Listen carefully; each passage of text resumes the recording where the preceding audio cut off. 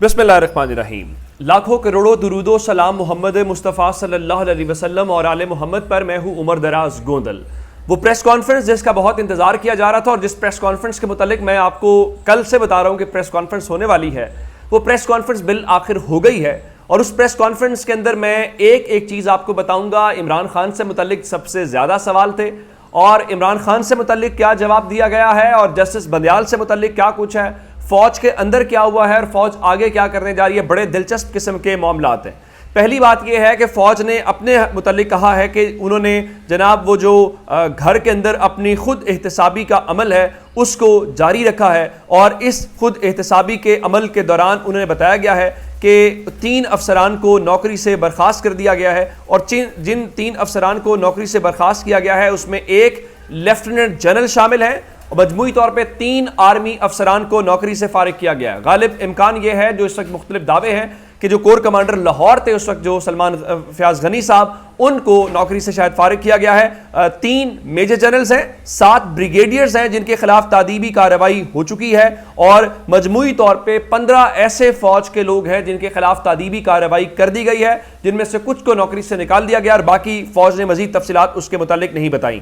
अपने मुतालिक उन्होंने बताया है कि एक रिटायर्ड 4 स्टार जनरल की नवासी ज़ाहिर है वो खदीजा शाह है, खुद एहतसाबी के अमल से गुजर रही हैं। दूसरे रिटायर्ड 4 स्टार जनरल का दामाद भी एहतसाबी अमल से गुजर रहा है। फौज के मुताबिक 9 मई के वाक़यात में मुलव्वस अफराद को माफ नहीं किया जाएगा, सख्त सजा दी जाएगी। और उनके मुताबिक ये जो 9 मई वाले वाक़यात हैं ये पाकिस्तान के खिलाफ एक साजिश है। उनके मुताबिक अगर इन वाक़यात में मुलव्वस अफराद को कैफरे किरदार तक नहीं पहुंचाया गया तो फिर कोई दूसरा वाक़या भी इस किस्म का आ सकता है। तो इसलिए ज़रूरी है कि ये काम फौरी तौर पे अभी से कर दिया जाए। लेकिन एक बात जो है कि वहाँ पे बुनियादी सवाल ये था कि जनाब बहुत सारे लोग ऐसे हैं जो प्रेस कॉन्फ्रेंस भी करते हैं और सारा कुछ करते हैं। ये शिराजी साहब जो डॉन के हैं उनकी जानिब से किया गया, तो लोग कहते हैं कि जो प्रेस कॉन्फ्रेंस करते हैं उनका किरदार ज़्यादा हो या कम हो तो उस बारे में उनके खिलाफ कुछ नहीं होता। इस सवाल के ऊपर कोई ज़्यादा तफसील के साथ जो है वो चीज़ हमें देखने को नहीं मिली। लेकिन फौज ने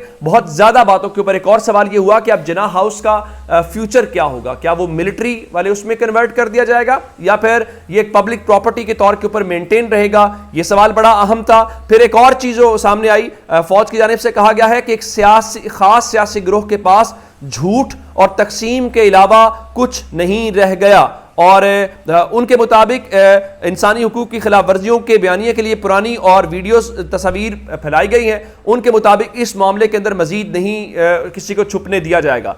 एक बात जो बड़ा अहम सवाल था वो इमरान खान से मुतल्लिक था। सवाल ये किया गया कि इमरान खान बार बार कहते हैं कि वो इस्टेब्लिशमेंट से ही बातचीत करना चाहते हैं, क्या फौज उनसे मुज़ाकरात करना चाहती है? ये सवाल आज बड़ा इंपॉर्टेंट था जो फौज से खुल के इस हवाले से किया गया। तो इसका जवाब यह आया कि 15 मई के एलामिये में कहा गया कि पाक फौज चाहती है कि तमाम सियासी स्टेक होल्डर्स आपस में बैठकर कौमी इत्तेफाक राय पैदा करें ताकि मुल्क में मुआशी इस्तेहकाम आए और अवाम में एतमाद आए। पाक फौज हर ऐसे अमल को सपोर्ट करती है और करती रहेगी। फिर फौज की जानिब से बताया गया है कि उनका जो इस वक्त डिफेंस का बजट है वो मुआशी सूरत हाल के बायस कम किया गया है, अच्छी बात है।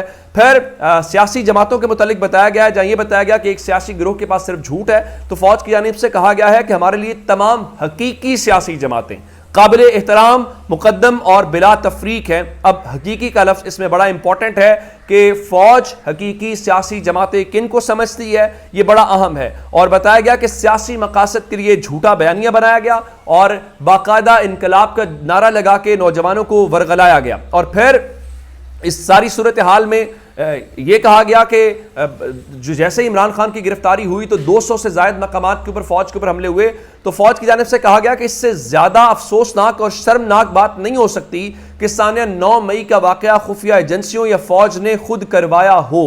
उनके मुताबिक जो लोग शहदा के जो घर वाले हैं वो आर्मी चीफ से पूछते हैं कि अगर इसी तरह से बेहुरमती होनी है तो फिर हम कुर्बानियाँ क्यों दें।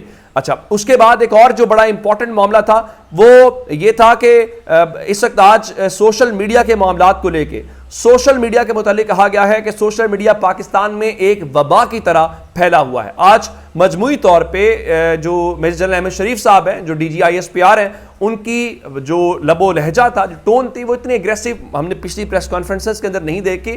آج وہ اگریسو موڈ کے اندر نظر آ رہے تھے اور اگریسولی وہ گفتگو کر رہے تھے. تو باقی ان کے متعلق ایک اور بات جو کیا گیا وہ یہ تھا کہ آج چونکہ سپریم کورٹ کے اندر بھی ملٹری کورٹس کا معاملہ ہے اور ان کے مطابق ملٹری کورٹس آئین پاکستان کے تحت ہیں, ان کا ثبوت کے طور پہ پہلے سول عدالتیں خود معاملات ان ملٹری کورٹس کے اندر بھیجتی رہی ہیں اور ان کے مطابق یہ کوئی نئی چیز نہیں بنائی گئی, یہ پہلے سے ہی اسٹیبلش ہے جہاں پہ چیزیں ہوئیں. چونکہ آج جب معاملہ ہوا کیا اس کو کہتے ہیں کہ سپریم کورٹ والا, تو چیف جسٹس عمر عطا بندیال نے اٹھتے ہوئے کہا تھا کہ توقع کرتے ہیں کہ سپریم کورٹ میں درخواستوں پر سماعت مکمل ہونے تک ملٹری کورٹ میں کوئی ٹرائل نہیں چلے گا. زیر حراست افراد کو ان کے اہل خانہ سے ملاقات کی اجازت دی جائے.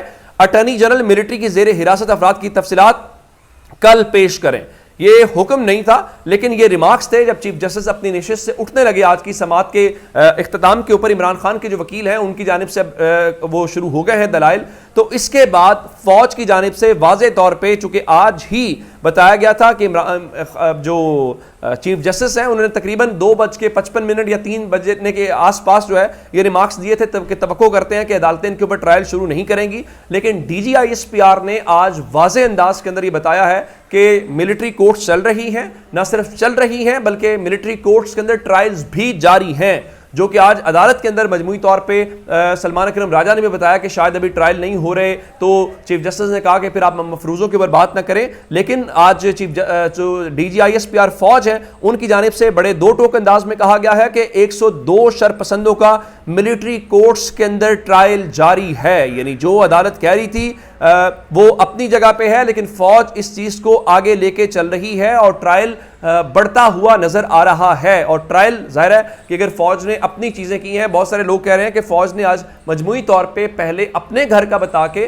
کہ ہمارے گھر کے اندر اپنے لوگوں کے خلاف یہ کارروائی ہوئی ہے, تو فوج ظاہر ہے کہ پھر ڈیمانڈ کرنے میں زیادہ اگریسولی یہ بات کر سکے گی کہ دیکھیں ہم نے اپنے لیفٹنٹ جنرل کی قربانی دے دی, ہم نے میجر جنرلز کی قربانی دے دی اور باقی جو لوگ ہیں ان کی قربانی ہو گئی, تو ان کی قربانی کیوں نہیں ہو سکتی یا ان کے خلاف ملٹری کورٹس کا ٹرائل کیوں نہیں ہو سکتا. یہ بڑا امپورٹنٹ ہے. بہت سارے لوگ یہ بتا رہے ہیں کہ اس پریس کانفرنس کا لب لباب یہ ہے کہ 9 مئی کی جو بھی چیزیں ہیں اس کے اندر کسی قسم کی کسی کو معافی نہیں ملے گی. نو مرسی کا لفظ استعمال لوگ کر رہے ہیں. لیکن دوسری طرف ایک اور امپورٹنٹ بات ہے, چونکہ عدالتوں کے اندر یہ معاملہ پینڈنگ ہے اور یہ عدالت کے اندر بھی ایک نقطہ آیا تھا جس طرح فارمیشن کمانڈرز اجلاس کے اندر یہ کہا جائے کہ ناقابل تردید شواہد موجود ہیں, تو پھر لوور کمانڈ جو ہوتی ہے وہ اس کو کیسے اس چیز کو نہیں کرے گی. آج امپورٹنٹ جو لائن تھی, چونکہ 9 مئی والے واقعات فوج کہہ رہی ہے کہ اگر اس کو نہ روکا گیا یا اس کے خلاف کارروائی نہ ہوئی اور ان کے مطابق جو افراد اس میں ملوث ہیں ان کا تعلق کسی ادارے سے ہو, کسی سیاسی جماعت سے ہو, کہیں پہ بھی ہو, ان کے خلاف کارروائی ہوگی. لیکن جو چیف جسٹس بندیال کے متعلق اور سپریم کورٹ کے متعلق لوگ کہہ رہے ہیں وہ کیا ہے, وہ آج چونکہ اب یہ ایک معاملہ عدالتوں کے اندر ہے اور عدالتیں فیصلہ کرتی ہیں, حکومت تو بار بار کہہ رہی ہے کہ ہم سپریم کورٹ کا فیصلہ نہیں مانیں گے, لیکن آج D G I S P R صاحب نے یہ کہا ہے کہ سانحہ 9 مئی کے ذمہ داران کو منطقی انجام تک پہنچانے میں رکاوٹیں ڈالنے والوں کے ساتھ سختی سے نمٹا جائے گا. اب ان کے مطابق جو لوگ ابتدائی طور پہ اس کے اوپر لوگوں کا رد عمل ہے یا اس کو الیبوریٹ کیا جا رہا ہے کہ دیکھیں جو